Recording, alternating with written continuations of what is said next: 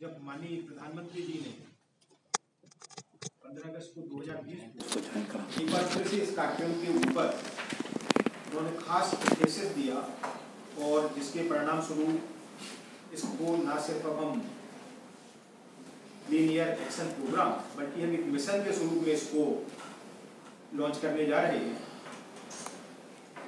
तब इसमें अलग अलग तरह की जो हमारी ज़रूरतें हैं उसमें से एक ज़रूरत ये राष्ट्रीय नॉलेज नेटवर्क है। हर शहर में और देश के अलग अलग राज्यों में और अलग अलग क्षेत्रों में वायु के प्रदूषित होने के कारण अलग अलग हैं, उनके सोर्स अलग अलग हैं। कहीं पर किसी सोर्स का योगदान ज़्यादा है, कहीं पर प्रदूषण किसी दूसरे सोर्स की वजह से ज़्यादा होता है और उसी के अनुपात में हमारे इस स्वच्छ वायु के लिए कार्यक्रम हमें हर शहर के लिए उस तरह से बनाने पड़ेंगे और इसके निवारण के लिए जो भी जरूरत पड़ने वाली है तो सोर्स पोर्शन में और उसके निवारण के लिए किस तरह से उस शहर को काम करना है, उसके लिए ये नॉलेज नेटवर्क आपके साथ में जो इंस्टीट्यूट ऑफ रिव्यू हर शहर के साथ में एक इंस्टीट्यूट ऑफ रिव्यू को जुड़ा गया है जो उनको हर तरह से तकनीकी मदद उपलब्ध कराएगी। इस कार्यक्रम के लिए एक क्योंकि ये राष्ट्रीय कार्यक्रम है, इसमें मुख्यतः जो काम होना है वो शहरों पर होना है, लेकिन बहुत सारा काम ऐसा है खास करके कोऑर्डिनेशन का काम वो राज्य स्तर पर बहुत जरूरी है। राज्य स्तर पर जैसे शहरों में कंस्ट्रक्शन एंड डेमोलिशन एक्टिविटी, स्वच्छता का कार्यक्रम, ये सब शहरों के स्तर पर होगा, लेकिन प्रदूषण के मापदंड क्या होंगे, एयर एमिशन के मापदंड क्या होंगे, ये उस राज्य का प्रदूषण नियंत्रण बोर्ड तय करेगा। उनके लिए जो नियम बनाए गए हैं उनको लागू करवाने का काम प्रदूषण नियंत्रण बोर्ड करेगा। इस कार्यक्रम के लिए अलग अलग जहाँ से पैसे आने वाले हैं उसके एक संकलन का काम भी राज्य स्तर की जो समिति है वो करेगी। बहुत सारे काम केंद्रीय सरकार के हैं, उसमें ऑलरेडी काफ़ी काम किया जा चुका है और जो भी बाकी काम है वो केंद्रीय सरकार के अलग अलग मंत्रालय और हमारा मंत्रालय इनको करेगा। आज जब हमने इस कार्यक्रम के लिए एक फॉर्मल लॉन्चिंग हो रही है MOU लोकल बॉडीज के बीच में, राज्य प्रदूषण नियंत्रण बोर्ड के बीच में और नॉलेज नेटवर्क से जो उस शहर से जुड़े हुए इंस्टीट्यूट ऑफ रिव्यू, मुझे आशा है कि इस कार्यक्रम को हम जिस स्तर पर ले जाना चाहते हैं उसमें ये इंस्टीट्यूट ऑफ रिव्यू और लोकल बॉडी स्थानीय स्वराज की जो संस्थाएं हैं वो और प्रदूषण नियंत्रण बोर्ड ये सब मिलकर जो काम करेंगे इस MOU के हिसाब से सुनिश्चित कि हम जिस उद्देश्य से हमने राष्ट्रीय नॉलेज नेटवर्क बनाया हुआ है वो अपने उद्देश्य में सफल होगा और हम जो बड़ा उद्देश्य है अपने देश की हवा को और वायु को साफ करने वाला उसमें निश्चित रूप से सफल होगा। फिर से मैं इस कार्यक्रम के लिए इसमें जो लोग जुड़े हुए सभी को इस कार्यक्रम की सफलता के लिए हार्दिक पहले से अभिनंदन करता हूँ। धन्यवाद सर। अब मैं राष्ट्रीय नॉलेज नेटवर्क के coordinator professor SN Tripathi ji से आग्रह करूंगा कि वो IOR के संबंध में एक संक्षिप्त विवरण दें और साथ ही गाजियाबाद और नोएडा के MOU स्थानांतरित करने की कार्यवाही करवाएं। Honorable Minister of Environment, Forests and Climate Change, Sri Prakash Javadekar ji, Honorable Minister from various states, Secretary Sri Gupta ji, Chairman CPCB, Sri Veena ji, dignitaries, ladies and gentlemen. Today is a significant day in the journey of National Clean Air Program as large number of alliances are created between cities, state pollution control boards, and technical institutes. It is envisioned that success of National Clean Air Program critically relies on sound policies based on hard science and transformative technological interventions. Keeping in view of that, National Knowledge Network is created. It has role of creating knowledge that is easily assimilated by policymakers and also selection and mentoring of institutes of repute.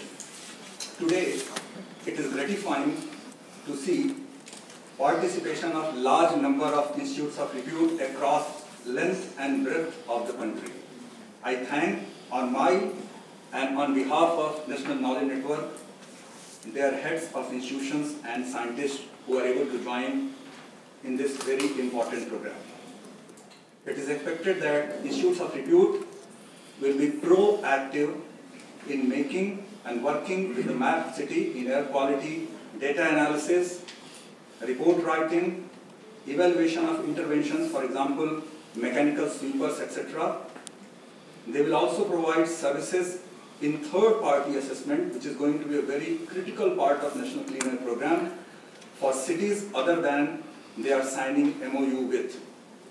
It is imperative that they realize that cleaning air in their city is their responsibility too, by making scientific and technical contributions. We envision that cities and boards will encourage active contributions from IORs. Knowledge Network is embarking on large training programs covering all aspects of air quality management. We ask IORs to actively participate in this. Soon, they may also contribute to source apportionment, modeling, and simulation related work. Please note that an important beginning has been made today, and we must make fullest use of it to make a huge impact of Knowledge Network Institute of Repute as a cohesive entity on overall outcome of National Clean Air Program. Thank you very much. And now I invite City of Ghaziabad, Uttar Pradesh State Pollution Control Board, and IIT Delhi to kindly sign them.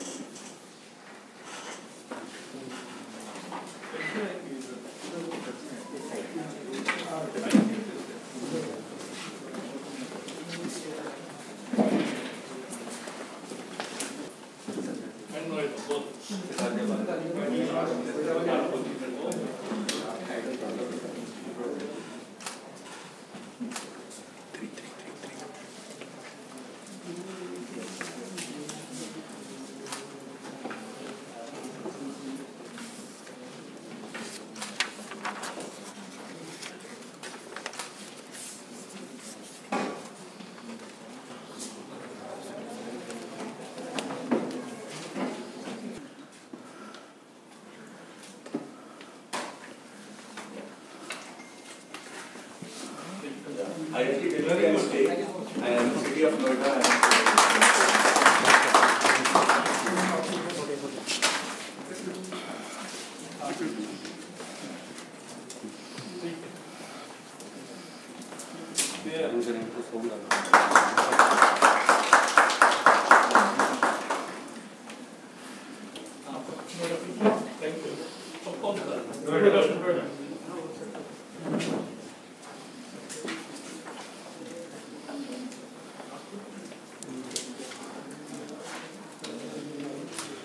Final page पे छोड़ो, बाकी बात सारी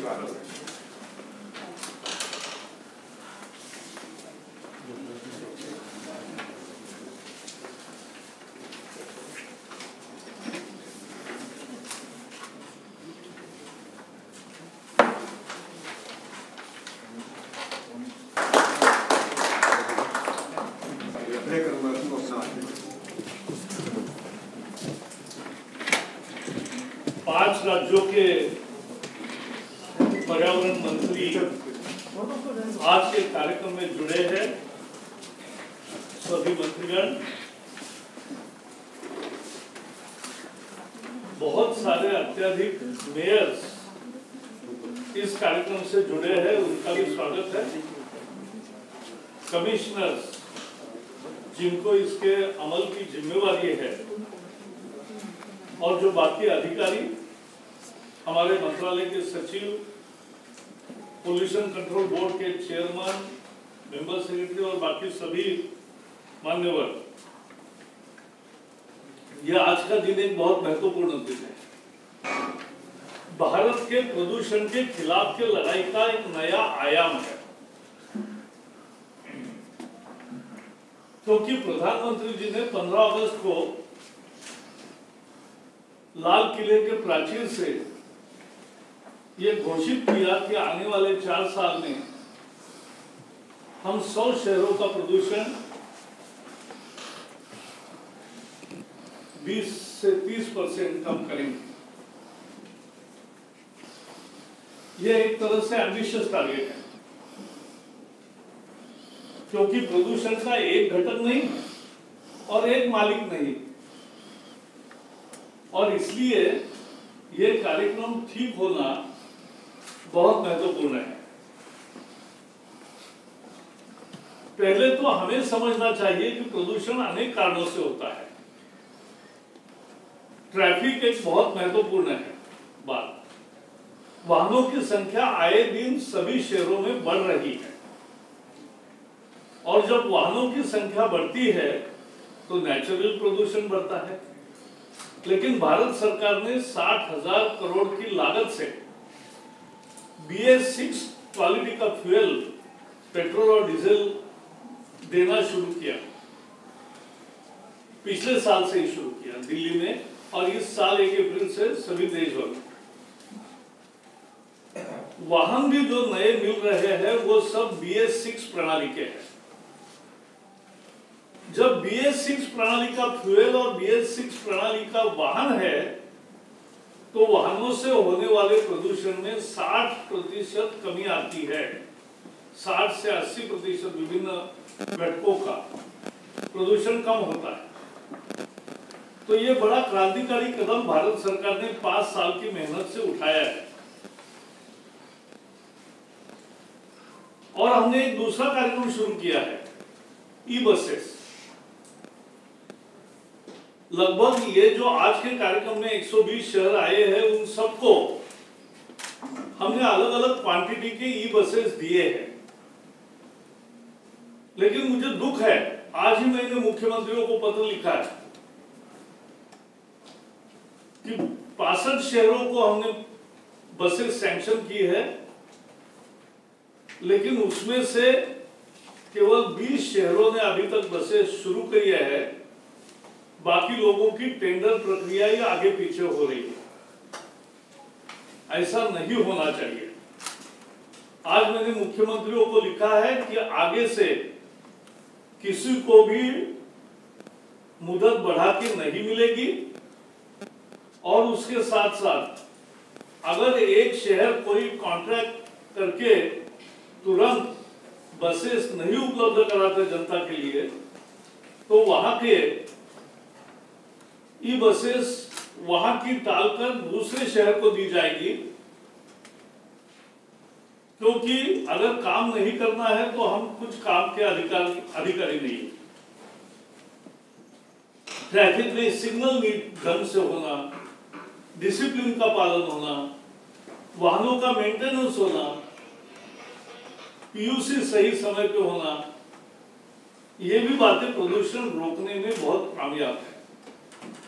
शहर के सड़क अच्छे हो, शहर के बाईपास जल्दी बने, तब जाके शहर में प्रदूषण करके केवल बाहर जाने वाले जो वाहन हैं उनका आवागमन बंद होगा।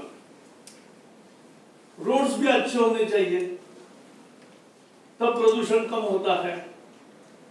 ई बसेस का 20 शहरों का अनुभव बहुत अच्छा है, लोग खुश है, ऑपरेटिंग कास्ट 1/3 है, और बहुत लोग उससे आनंदी है। आवाज भी नहीं है, प्रदूषण भी नहीं है। 15 शहरों में मेट्रो का काम शुरू है। 2 साल में सब जगह मेट्रो अच्छे गति से चलने लगेगी। मेट्रो से भी एक पब्लिक ट्रांसपोर्ट का बहुत बड़ा हिस्सा है। अमृत मिशन में सभी शहरों को सिटी बसेस, पब्लिक ट्रांसपोर्ट बढ़ाने के लिए भी पैसा दिया जा रहा है अर्बन डेवलपमेंट विभाग से। उससे भी सार्वजनिक यातायात बढ़ेगी तो इंडिविजुअल वाहन कम होंगे। इसमें हमें ज्यादा से ज्यादा ध्यान देना पड़ेगा क्योंकि ये सबसे प्रदूषण का शहरों में प्रमुख घटक है। दूसरा घटक है स्वच्छता। प्रधानमंत्री जी ने स्वच्छ भारत का नारा दिया, रेलवे से लेकर सभी जगह बहुत फर्क दिखाई देने लगा। तो ये जो स्वच्छ भारत है, इसी का एक नया पहलू हमने तैयार किया 2016 में। Construction and demolition waste management rules हमने लागू की। और मैं सबको बताऊंगा, जब दिल्ली आओगे तो दिल्ली में 3 कारखाने शुरू हो गए हैं, 3 वर्कशॉप शुरू हो गए जहां रोज 6000 टन का राड़ा रोड़ा जो बिल्डिंग खड़ी होती है और बिल्डिंग गिराई जाती है, उसमें जो सामान होता है वो शहर के कहीं भी किसी भी हिस्से में गिराया जाता है। उसके बजाय अब दिल्ली में वो इकट्ठा हो रहा है और 3 कारखानों में उसका उपाय हो रहा है और उसके नए नए टाइल्स बन रहे हैं, उसके नए नए ईंटें बन रही है, रोड डिवाइडर्स बन रहे हैं। तो ये बहुत महत्वपूर्ण है। उसके साथ साथ इसलिए कंस्ट्रक्शन डिमोलिशन वेस्ट ढंग से कलेक्ट हो और वहां पर्दे के अंदर काम हो। बड़ा काम है तो वहां स्मॉग टावर हो, स्मॉग गन हो। इस तरह के जो नियम कंस्ट्रक्शन डिमोलिशन वेस्ट के किए हैं, इसका भी अमल कॉर्पोरेशन ने करना चाहिए। और इंदौर जैसे अनेक शहरों ने इसमें बहुत अगुवाई करके, जहां कचरे के ढेर लगे थे 500-500 200 मीटर ऊंचे, वो खत्म करके वहां उत्तम गार्डन तैयार किया है। जाके देखिए। और हमारे शहर में भी ऐसा ही काम करने के लिए हमें प्रेरित करना पड़ेगा। लोगों को भी गीला कचरा और सूखा कचरा अलग करके, उसका वर्गीकरण करके, उसका ट्रीटमेंट का प्लान और ढंग से बने, ये करने की जरूरत है। पुणे में डिसेंट्रलाइज कचरा का पूरा उपयोग, उसका कंपोस्ट बनाना हो या उसका गैस बनाना हो, वो सब चल रहा है। तो इस तरह से अनेक शहरों में काम हो रहा है, लेकिन उसकी गति बढ़ानी पड़ेगी। इसके साथ साथ अनेक शहरों में धूल का भी संकट है। तो रोड पर पानी मारा जाए, रोड की साफ सफाई ठीक हो। ऐसा करेंगे तभी रोड स्वच्छ होंगे, धूल नहीं होगी। नहीं तो हर वाहन जाते समय धूल उड़ाता है। जनरेटर्स बहुत जगह यूज किए जाते हैं, उसका भी नियमन ढंग से होना चाहिए। इसमें उद्योगों में भी प्रदूषण होता है, तो जहां फ्यूल यूज करते हैं वहां पीएनजी यूज करें। हमने तो ईंट भट्टों को भी झिगजैग टेक्नोलॉजी पर लाया, ज्यादा खर्चा नहीं होता। जो बड़े बड़े ईंट भट्टे हैं उनको ये शुरुआत करो, झिगजैग टेक्नोलॉजी का उपयोग करो, तो ईंट भट्टों से होने वाला प्रदूषण भी आधा हो जाएगा। प्रदूषण के हर कारण का उपयोग करना, कारण पर यही हमारा काम है और उसमें लोगों का सहभाग चाहिए। लोग नजदीक के काम साइकिल से करें, अपना 2 व्हीलर इलेक्ट्रिकल व्हीकल ले ले, अपना 3 व्हीलर भी ऑटो रिक्शा वैसे मिल रही है अभी, उसका उपयोग करें।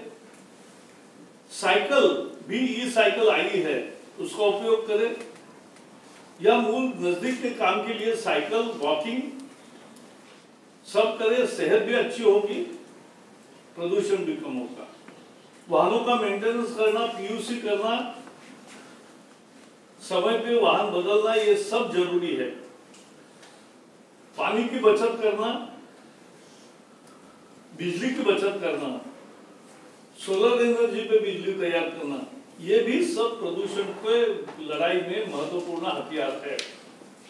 और इसीलिए ये सब काम हम सब मिलके करना है। इसमें पार्टी नहीं होती, इसमें राजनीति नहीं होती, इसमें एक ही नीति होती है, देश नीति है। और भारत को स्वच्छ सुंदर बनाना है, प्रदूषण मुक्त करना है, यही हमारा सबका संकल्प है। और इसलिए आज ये जो एमओयू हुए हैं, वहां के विश्वविद्यालय, IITs, IIMs और बाकी तकनीकी संस्थाएं जो है, NITs वगैरह, उनको इसमें जोड़ा गया है। वहां के छात्र भी, वहां के अध्यापक, प्राध्यापक, विशेषज्ञ, वो इसमें सहभाग देंगे। और उसके साथ हम 4 साल में हमारा जो लक्ष्य प्रधानमंत्री ने दिया है वो पार करेंगे, क्योंकि वो देश का लक्ष्य है। और ये अगर करेंगे, आज गाजियाबाद की मेयर यहाँ है, मैं उनका भी स्वागत करता हूँ। उनके शहर का यहाँ एक सामने सबके एक हुआ है, वैसे ही 120 जगह अभी अपने साइनिंग सेरेमनी होके उसके फोटो निकालिए और हमें भेजिए, हम हमारी ई-मैगजीन में लगाएंगे। क्योंकि ये एक बड़ा इनिशिएटिव है जो आज हम शुरू कर रहे हैं, और सब मिलकर हम इसमें निश्चित रूप से सफल रहेंगे, ये मेरा विश्वास है। सबको बहुत बहुत धन्यवाद।